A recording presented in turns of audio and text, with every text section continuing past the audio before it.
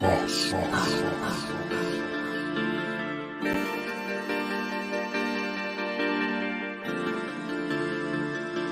whole hood banging, banging, banging, banging, banging, banging, banging, banging. I remember when the ATL wasn't banging, now they banging, banging, banging, banging, banging, banging, banging, banging. Niggas throwing sets and them bullets start ringing, bitches banging, banging, banging, banging, banging, banging, banging, banging. I remember when the ATL wasn't banging, now they banging, banging, banging, banging, banging, banging, banging, banging. Niggas throwing sets and them bullets start ringing like bang, bang, ho, bang, bang, bitch, nigga, bang, bang, bang, bang, ho.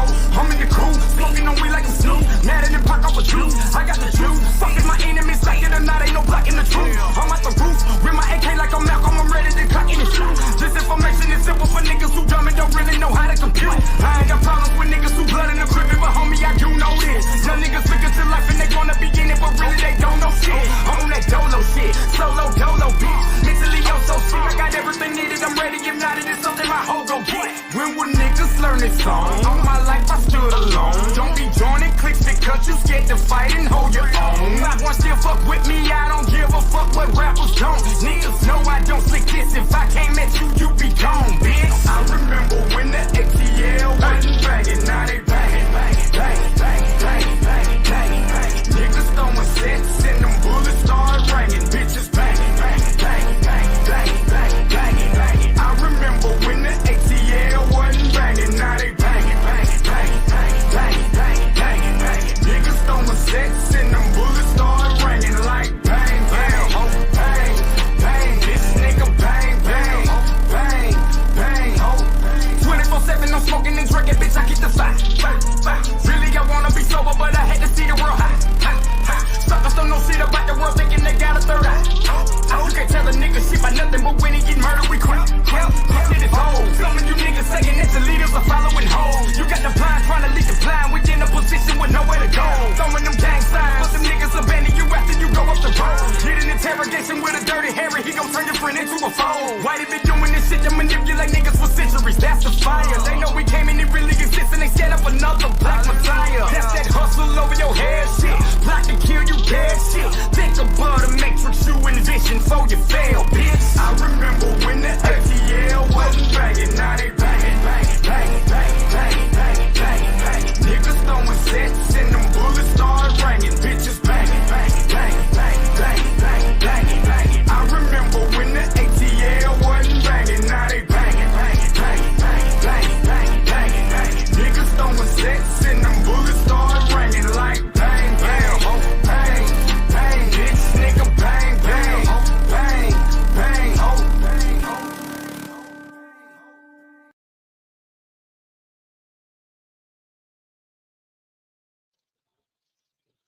Peace, peace, peace. What's going on? What's happening? MD's Thought Box, man. Checking in real quick. As a prelude to TFP tonight. Tape Fist Politics tonight. 6 o'clock, 6:30. Well, we'll get the time right. Make sure we post it. Straight Talk Society. You know what I'm saying? That's where I'll be at tonight. Talking a myriad of topics. And of course, including the Iowa Caucus that happened yesterday. So basically, I came up here to admit defeat to Black Sun, that yes, in fact, Ron DeSantis did slightly beat out Nikki Haley in the Iowa Caucus. I gotta admit defeat. You know what I'm saying? I gotta eat that crow. So, but if we're gonna look at it in the realm of the overall outlook of what the Republican Party sees, to me, it's telling. It's telling that that essentially with Trump getting 51% in the caucus, that the average Republican, or let me not say the average Republican, but the voter base of the entirety of the Republican Party is split. It's split between MAGA and classic conservatism. And I get that out of the totality of what happened yesterday than anything else. You know what I'm saying? I was thinking maybe Trump was going to win, and we're going to talk about the weather too. The weather played a lot in that, but even with the low, and we also going to talk about the numbers in terms of the total voter base that showed up in Iowa yesterday. We're gonna talk about that too, just a little bit. Like I said, I ain't gonna be on here for too long because yeah, it's jacked up. Hey, shout out to everybody from Birmingham all the way to hell Memphis. Even going uh farther west than that, like in Arkansas and up toward Nashville and all them. They getting rocked right now. Well, it's over with as far as the storm that came through, but so right now I'm in Birmingham, Alabama, but the person or the place that I was supposed to get unloaded at, they not even open today because of the storm that happened last night. So I'm pretty much screwed for the day. You know what I'm saying? I'm actually headed back to Atlanta. Well, I'm about to be getting ready to head back to Atlanta now.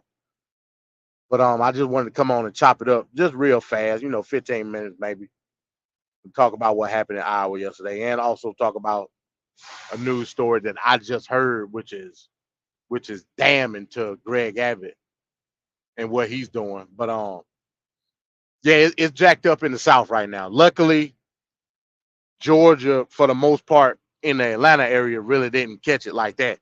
It rained last night, but as far as like ice and everything, we really not seeing that in that area. So that's good. But in Birmingham, like it was bumper to bumper traffic, cars and ditches, like everywhere you went, like it was jacked up. And of course, playing into and I won't necessarily say it's a stereotype, but playing into the fact that the South just don't know how to brace for impact when it comes to winter storms. Like, it's almost as if we retarded. You know what I'm saying? We know the shit is coming, we do nothing, and then you get a shit storm like what we got in Birmingham right now and other different places in the South. It's fucked up. So they turning me around. I'm headed back to Atlanta, and I guess I'll start over tomorrow. But in any event, so the Iowa Caucus again. Shout out to Andrew Snuff No 7. The Iowa Caucus. So first and foremost, let's get this out the way.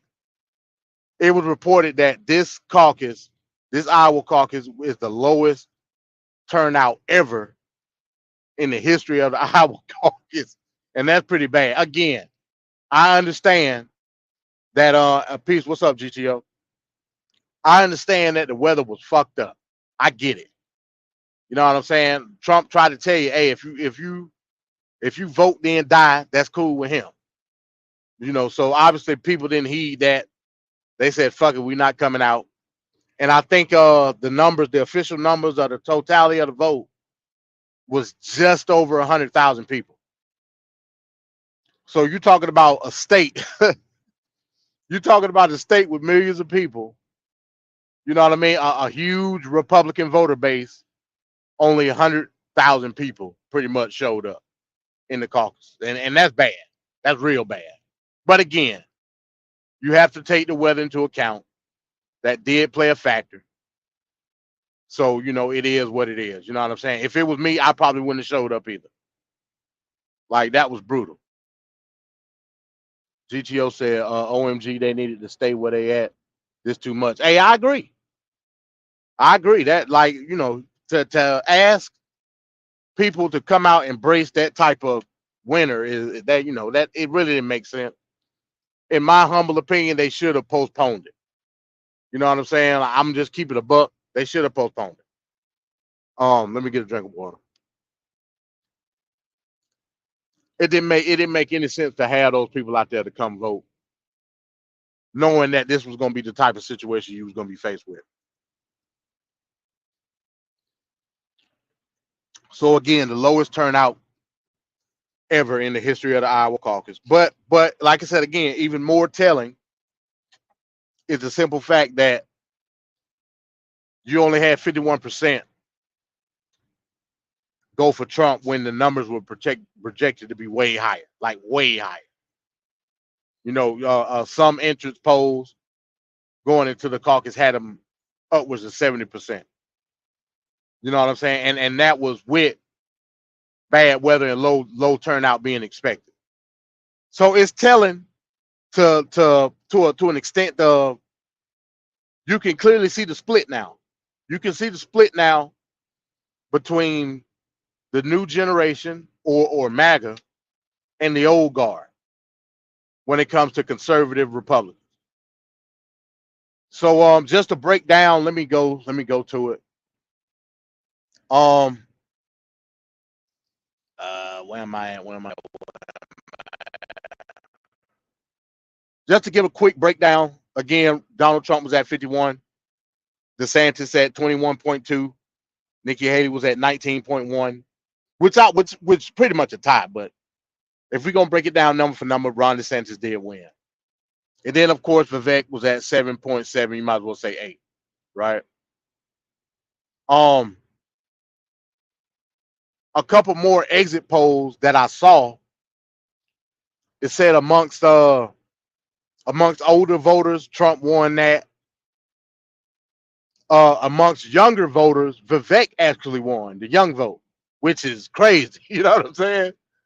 But they were saying the young vote only 10% accounted to all voters. But when it comes to the young vote, Vivek did win the young vote. College educated voters, they were saying it was close, but they said Nikki Haley edged that out. She definitely edged it out when it came to advanced college educated, like your PhDs, your masters. You know what I'm saying? Basically your doctorates and your masters. Nikki Haley won that demographic. And yeah, it's telling, and it lets you know. It lets you know how the demographics are leaning toward either candidate. You know what I'm saying? And obviously, and she already has that reputation anyway with kowtowing to like the smug Republican, the ultra conservative Republican, and stuff like that. That's Nikki Haley's voter base.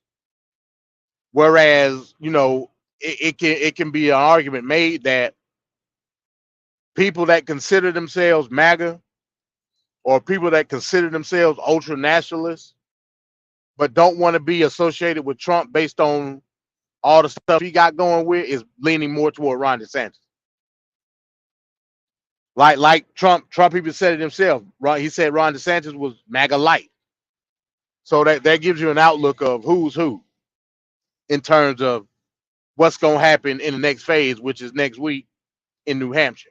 Again, I'm sticking to my guns. I believe that Nikki Haley will win New Hampshire. If she don't win, she's gonna be close. She's gonna be close to Trump. If she don't win, let me just put that caveat out there. What's the strategy? What's the next move for Nikki Haley and Ron DeSantis in terms of trying to discredit Trump now? Because now they got a visual on where the people lie. You know what I'm saying? The majority of people lie with Trump. Is there going to be a team up, so to speak, where, yeah, we still running against each other, but the focal point now, beyond a shadow of a doubt, in terms of the policies, in terms of the track record, his presidential record, we're going after Trump. I think that'll be a viable strategy. You know what I'm saying? Ron winning is my worst fear. Hey, I get I get it because again, Ron tout a lot of reactionary policy. I understand, especially when it comes to stuff like women's rights and stuff like that. You know what I mean? So I get you. You ain't gonna get no argument from me about that. In terms of Vivek, with Vivek dropping out last night, I mean the writing was on the wall. We discussed this yesterday on the arena. That was my prediction. That Vivek was gonna get out of here. Vivek shamed himself. He fumbled the bag. He went in face first, eating the ass of Trump. and it backfired on him. You know what I'm saying? It backfired on him like bad, real bad. So even if he would have had a better turnout tonight, I still think the writing was on the wall on the wall with Vivek. Like he fumbled the bag like severely, and he knew it. So he said, fuck it, let me just go on, suspend my campaign and endorse Trump. That's the best I can do right now. For whatever face that I can save at this present moment, let me just bow gracefully. You know what I'm saying? That way he can save face from a political end and still eat the ass of Trump from a side chick or a sidekick wingman type position. And maybe, just maybe, he can get back in the good graces of Trump at some point in time from now to November. You know what I'm saying? So that's the way I look at it. Again, it may be a situation where Trump just say, "Hey, look, like fuck you to the ends of the earth." You know what I'm saying? I can see that because it's Trump, and ain't nothing else you could do. Nikki Haley again, like I said, Nikki Haley has been the strongest in New Hampshire so far. Again, given my prediction, I think she will win New Hampshire because that demographic is strong, independent or moderate conservative. You know what I'm saying?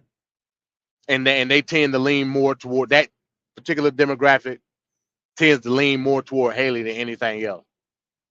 Another person that was doing well in New Hampshire was Chris Christie. So those people that were initially gonna vote for Christie, they already in bed with Haley. So that's a wrap. Ain't no going to Trump. Not with that particular demographic. So that's why I believe she'll win New Hampshire. Again, if she don't, it'll be close. A close second with Nikki Haley. I don't think people like Ron DeSantis stand a chance. Like I don't see it. You know what I'm saying? His nationalistic viewpoint is too radical for the average New Hampshire Republican or independent voter. That's just my opinion. Um, yeah. So that's my take on the Iowa caucus, man. Like I said, I gotta eat crow. Shout out to Black Son, he predicted correctly. DeSantis airs it out, not even by 2,000 votes. That's how razor thin the margin is in terms of me. It's a virtual tie to me, but the numbers say Ron DeSantis had more votes. Not like I said, not even by 2,000 votes. So kudos to him for predicting correctly. Now let's get to Greg Abbott. So a report came out this morning. Shout out to Sculptor. I like Ron till he betrayed Trump. Betrayal. I don't know what he could possibly betray somebody on. We talking about policy here, But hey, again, that's the mentality of the average Trump MAGA think tank. You know what I'm saying? I don't know what else to call it. This ain't Game of Thrones. It's politics.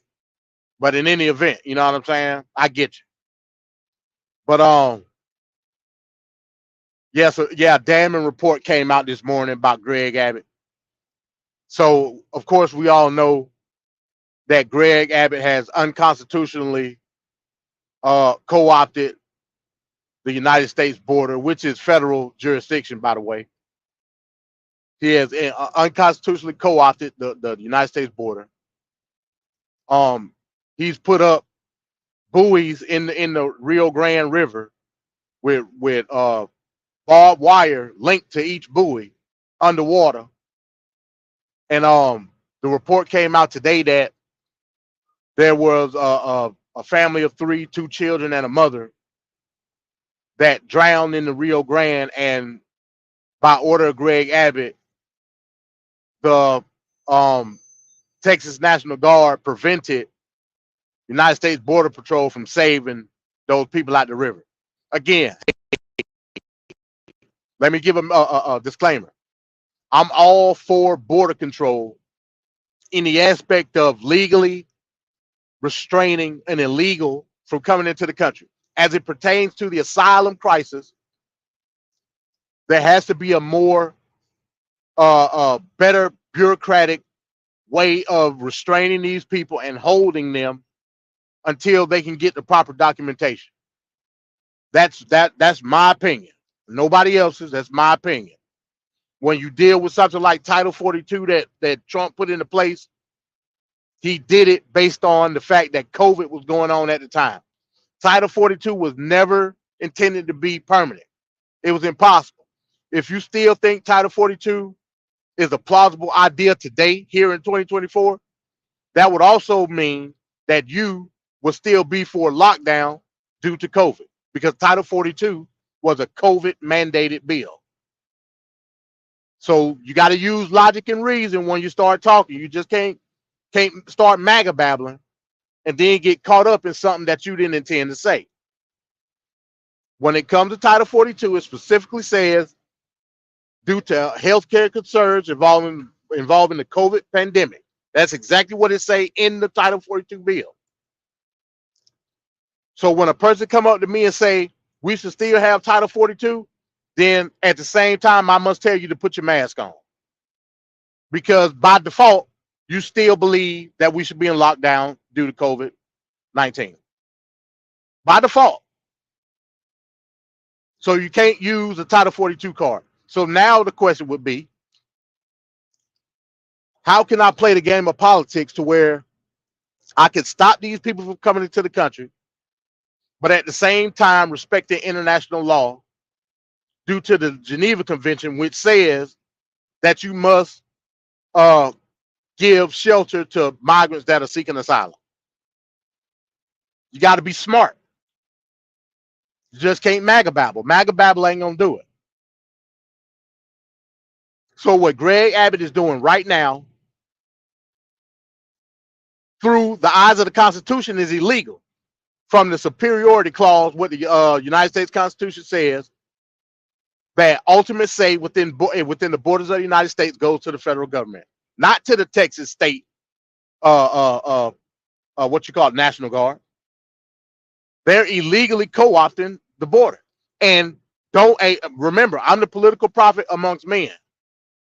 I'm calling it now. Don't be surprised if federal charges are filed against Governor Greg Abbott in Texas. Don't be surprised. You heard it here, folks. You heard it here first. Don't start trying to MAGA-splain and say it ain't right when I'm sitting here telling you what the law is. So expect the result. Just expect it. 3 people just died and were denied emergency rescue by the Texas State National Guard through order of Greg Abbott. I'm just telling.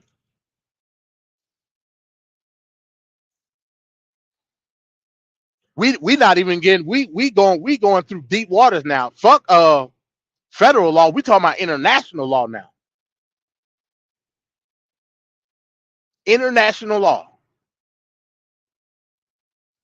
I'm telling y'all better get y'all head out y'all ass when it comes to this nationalistic ideology. It ain't the move. It's not the move, no way, shape, or form. And I'm gonna have to do a breakdown on where the America First ideology comes from, because it's deeply rooted, believe it or not, in Nazi culture, and I can prove that. The first America First movement was during the time of Nazi Germany. I can prove that through history. This shit goes deep. So you got to take a step back at some point in time and say, damn, like, what am I doing? Is this the right ideology to have as an American citizen? Like I said, border control, I'm all for it. Don't get it twisted. But you got to do it the right way. But a person like Greg Abbott will do something reactionary based on what he think the will of the people is, quote unquote. and saying fuck what the Constitution say, fuck what federal legislation say, hell, fuck what the Geneva Convention say. Fuck that too. You can't do that, folks. Just can't do it. So once again, I am the political prophet amongst men. Don't be surprised.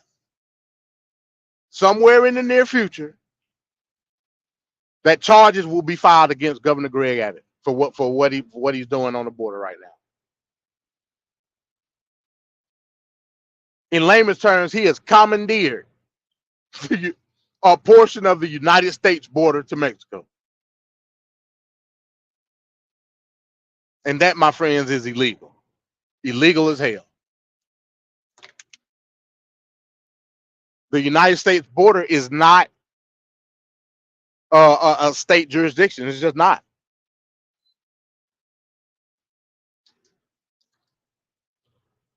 That's federal jurisdiction. And he is co-opted. So with that being said, I'm about to get ready to get up out of here, man, because I got to get back to Atlanta. Again, TFP tonight, Tate Fist Politics on Straight Talk Society tonight, 6 o'clock. It may end up being 6:30. The year-end review 2023 politics is going to be an epic show. Also, next Tuesday, we got the Brawl for It All on Tate Fist Politics.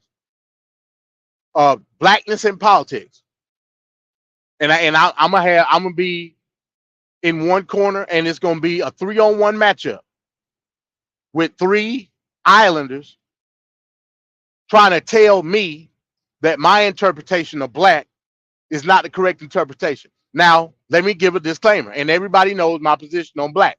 You can see on my avatar right now, I have the word black, and it's crossed out. Politically, calling yourself black is one of the dumbest things you can do here in the United States of America.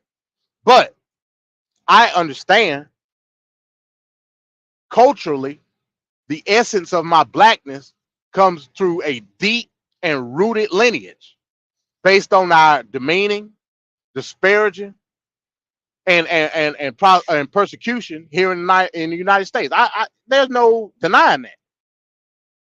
But what I'm saying is, out that persecution, out that demeaning and disparaging interaction via slavery, Jim Crow, et cetera, we were able to cultivate a way of life out of that. That's considered the black culture. Now you're going to have to, here's the argument. Show me where anybody else in the diaspora not only cultivated a way of life, but self-identified the essence of blackness anywhere else in the diaspora. You can't do it. We made black exclusive based on our cultural upbringing. You can't deny that. So when I say nobody that's culturally well, let me say culturally black is the way that I identify blackness in America, means that it's exclusive to black Americans. And furthermore, the more rooted you are in the original habitat of said blacks, i.e. the South, the more black you are. So me, a person being from the South, that's still culturally connected to a lot of things that other people that migrated out of the South ain't, that makes me more black than you. Now, somebody else would have a different interpretation of black. And you know what? That's the beauty of being an individualist. I can't take your blackness away from you because your interpretation of what black is different from mine. I can't do that. I have no right to do that. But that goes to show you when we include social ideology in the essence of blackness, that's how you're going to get your different interpretations.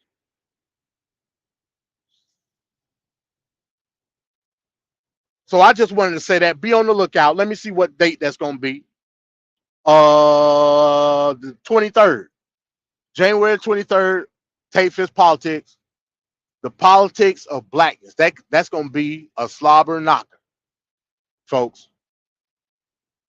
And I'm coming in representing the black Americans or the freedmen. And I'm going up against 3 Jamaicans. So it's all or nothing. But with that being said, man, shout out to everybody that came through. Like I said, I just wanted to come on real quick, talk about the results of the Iowa Caucus last night. You know what I'm saying? Interesting turnout. Like I said, lowest record number of people showing up to the Iowa Caucus in the history of the Iowa Caucus. Again, weather played a huge role. There's no denying that. But it gives a further outlook on the split within the Republican Party as it pertains to Trump and everybody else.